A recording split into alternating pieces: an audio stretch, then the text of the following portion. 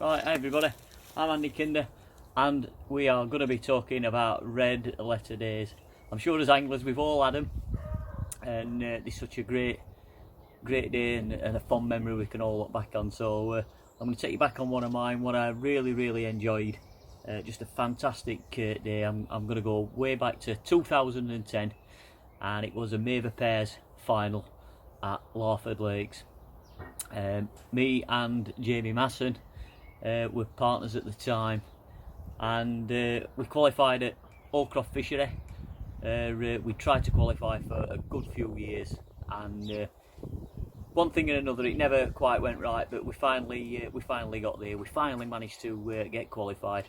Little bit of luck on the day. We sorted a few things out and we got through. So it took us to our first ever final, which was at Larford Lakes, middle of August. You know, eye to summer. Really looking forward to it, and we always said we wanted to get through to that final, and I think we said deep down that if we ever got through, we were going to go and try and all out to win it. Like, you know, that's really what we wanted to do. Anyway, what would it be? A week prior to the actual event, I'd been down on the summer festival, what had been down at Larford. Jamie were unable to get, so I was basically going down doing a bit of recce for the pair of us, and really sorted quite a lot of things out. And Jamie were quite self-opinionated on what he thought. I was self-opinionated on what I thought, and you know, we had a few heated phone calls, should we say. One thing I will tell you, when we used to go down and fish the qualifying pairs at Larford, and I always went on Match Lake, which Jamie loves Spessy, and he always used to send me on Match Lake, but I'd really sorted a brilliant plan out for Spessy Lake, and I'd said to him in the week while I was down there I should go on Spessy, and he would have none of it. And even when we got back and we were preparing all his gear that week, I'm saying to him, Jamie, I've got to go. The Match Lake is right up your street. It's absolutely perfect for what you do, dotting about, catching a few fish. And anyway, in the end, he succumbed to my way of thinking. I didn't beat him up or like that. I'm not quite big enough for that, like, but he succumbed to my way of thinking. He says, well, make sure you pull your finger out and get one. And the other thing as well, on Match Lake, we'd sorted out ground bait and maggots. Now, going back to 2010, it's 10 years ago, and like ground bait and maggots was such a new thing, and Jamie was always adamant that it wasn't the right thing to do on the Match Lake at Larford. The fish were a lot smaller, not like the bigger fish what were on Spessy, but I'd found out that week when I was down there that it was a key thing to do, and I more or less had to say to him, look, you've got to fish it like this, it's going to be the way forward. So right, anyway, we'll I'll tell you a little bit more about that as we go along. But we get to the final day, and he sent me to the draw bag. Don't know why, but some of you might know why. And we just wanted two average pegs. No special. M pegs weren't particularly dominant at that time, and I wanted two pegs middle of the lake, middle of both lakes, and we'd be happy with. Anyway, I drew 66 on Spessy, which most of you know, right at bottom at ramp. Great peg, great area, middle of the lake. Really nice peg. In fact, it's our Sarah's favourite peg. She absolutely loves that peg. She can get comfy on it. Platform goes out in the water. And Jamie had drawn around about peg 20 on Match Lake, which again, a good area, not quite on the island, bang middle at lake, and that area had quite a lot of foam during festival, so he was quite happy. And he was the first peg to his right. His section went to his right, up towards the top end of the island, and the foam pegs through the festival week had been the bottom end of the lake, so we were happy with them draws. Anyway, I've gone to my peg, Jamie's gone to his peg. We wished us good luck, and away we go. Anyway, what I'd found out on Spessy Lake, that we could start off by fishing bomb and pellet. Now, pellet wagglers, they were still in their infancy. Pellet wagglers weren't really thought of, so there were none of that. But bomb and pellet was the key to start your match off. But as banker plan, we're going to be a long pole line, and by a long pole line, we weren't going to fish a pole on it. We were going to fish a method feeder over the top of that line. And that's one thing I had sorted out while we were down there, that although you could fish a long pole line and catch these smaller skimmers and everything, the key were catching the proper stampers, you know, the £1.5 to £3 fish. And I quickly realised that you could actually bore some ground bait in, catch these better stamp bream by fishing a method feeder over sub. Only at 13 metres, just a nice underarm long, 13 metres with a method feeder, ground bait around it. Micro pellets weren't even allowed at the venue at that time, so it was ground bait around your feeder. And the best bait, bar none, and this was the game changer for us, were meat. Real big piece of meat, proper big, thick 10mm piece of meat. One what the smaller skimmers couldn't get in their mouths, but the bigger skimmers wanted to feed on. And that was the game changer. And you could catch 50, 60, 70, 80, sometimes £100 of these proper bream, and with a few bonus carp mixed in as well. So that was the plan. Yes, we got a margin line and everything. Jamie was going to do his thing, and I told him that the key to his success were going to be the ground bait and maggots down his edge, but catch what he could during the day. So match has started, out we've gone, 25-30 metres, bomb and pellet, away we go.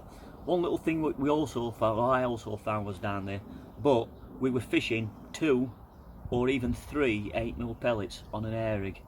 Now that's quite a big bait, but it was a real proper big target bait for them carp to home in on.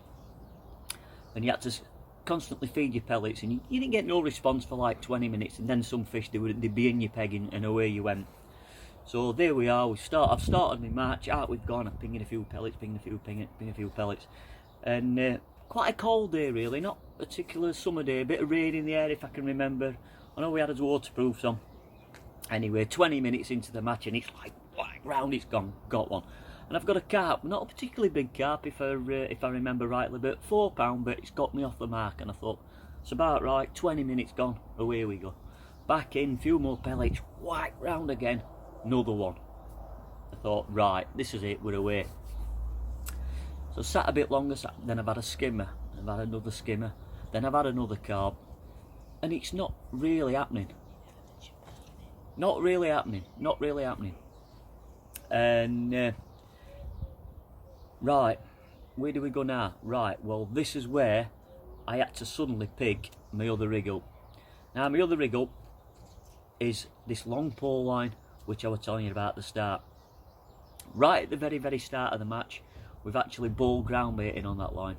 Nice 8 or 9 proper big balls of ground bait have gone in at 13 metres. In that we had 6mm pellets, we had corn, and like I said, the key bait were a few cubes of meat. We needed to get them switched on to meat. We bowled them in at the start, and I think I was probably one of the only people around that lake that day to bowl ground bait in. I heard some comments down the bank saying, oh, I've heard somebody, sounds like somebody's fell in up there and whatever, but this was always going to be our key plan. So I'd put these initial balls in at the start, and we were probably an hour and a half in, and that line always got better as the day went on. You needed to let it rest and let some fish come over it. Typical bream for instance, you needed them to like rest. And like I said, we were hoping that some carp would come on that line as well later in the day.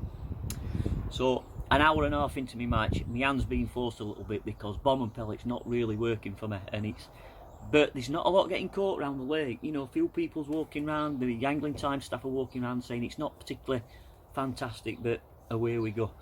So I've got my method feeder, put this big piece of meat on, and we've underarmed it onto his 13 metre line.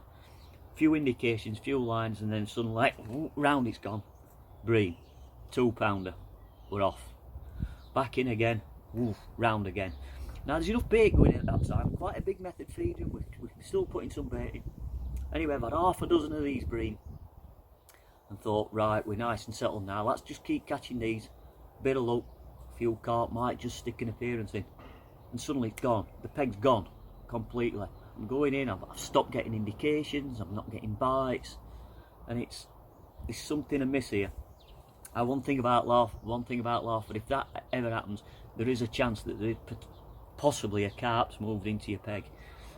But I've sat for a good 20 minutes with no indications, no nothing, and there's something not right. So I'm thinking there's a carp. So I've picked my catapult up, I've put 2 pouches of pellets in and 1 pouch of corn, and it's gone. So I'll just want to see, I don't want to overdo it at a minute just in case. That sometimes used to trigger a carp to have a little play. Anyway, 10 minutes later, my fears are even getting more worse. And suddenly the rod's like, whack, it's literally caved in. And I've got one, 14 pounder, nice, big, proper ghostie, beautiful ghostie. Took my time with it, got it in. And I thought, right, is this the start of a few carp in my peg, or is it just the one that sat there? Well, it weren't. It was the start of an influx of carp what's coming to my peg. In we've gone. Fortune favours the brave. I've always thought, you know, to catch a big weight like that, you've got to be brave. And straight away, I've given her another 2 full pouches of pellets, another pouch of corn. In we've gone, and round it's gone again with another carp. And that's really been my day. I've actually stayed on that while the end. I've carried on catching carp. I've had the odd bream in between. I've had just such a fantastic day. I don't think I've ever had a day when everything's gone as right as what it did. But by being down there and practicing it and working it out, everything fell right for me on there. Come to weigh in, looking back, I'm sure I had 167 or 177 pounds, something like that. But that was the best weight on the entire complex, the best weight on Specie, best weight on match. Like, won the match outright completely. But we got that all important section win. Had Jamie gone on, who knows? Suddenly I get a phone call, and he's had 120 pound. Won his section, 2 section wins. So, like, surely we can't be beat on 2 section wins. I've got the best weight in the match. He's got 120 pound, and we had. And everything I'd actually told him about catching on ground bait and maggots worked perfect for him. And he's had a fantastic last hour when he says he's caught in the region of 70 to 80 pound down his edge, proper big carp. And he's come back with the all important section when he got 4th in the match as well, and that's great. So, you know, we went on, and this is what we come away with. Here's my little trophy. I look back on it, great red letter day. The trophy's there, it sits in my tackle room. I think the £5,000 check what we got, and the 500 quid for winning the match, and 200 quid for Jamie finishing 4th. The 5,700 quid were a nice little bonus. Went in our Sarah's handbag like it normally does, never to be seen again. But that was the perfect red letter day for me, and I hope we get a few more of them in future. So, hope you've enjoyed my little story on red letter days. One thing I will say to you, while this horrible coronavirus is kicking on, got a big bee around me, horrible coronavirus is kicking round, do what the government say, stay in, stay safe, and hopefully we'll be back out on the bank soon, creating some more red letter days. See you all soon. Tight lines.